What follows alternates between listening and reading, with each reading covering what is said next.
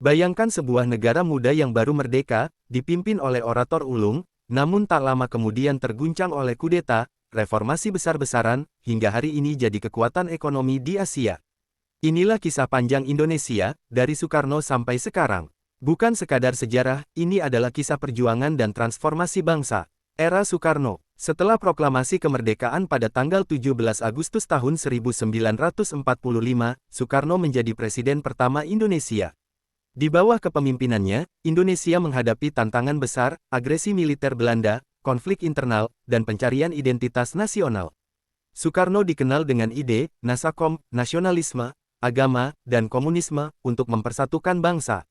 Namun, akhir kepemimpinannya ditandai oleh ketegangan politik, inflasi tinggi, dan akhirnya peristiwa kelam G30 SPKI tahun 1965 yang menjadi titik balik sejarah Indonesia.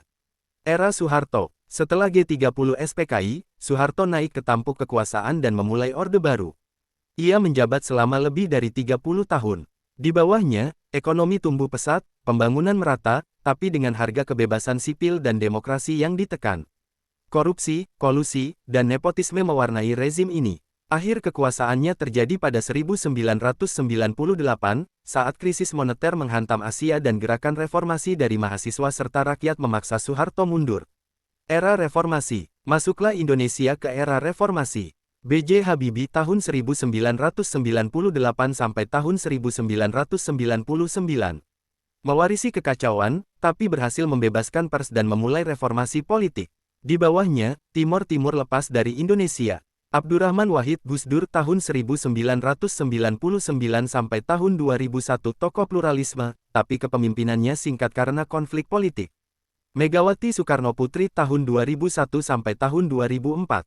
Anak Soekarno yang naik sebagai presiden perempuan pertama Indonesia. Stabilitas politik mulai pulih. Susilo Bambang Yudhoyono SBY tahun 2004 sampai tahun 2014 presiden pertama hasil pemilu langsung.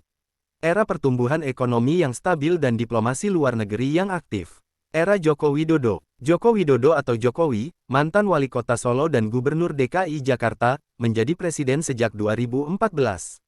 Ia membawa gaya kepemimpinan baru, merakyat, fokus pada infrastruktur, digitalisasi, dan modernisasi ekonomi. Program besar seperti pembangunan jalan tol, bandara, dan ibu kota negara baru di Kalimantan menjadi sorotan dunia.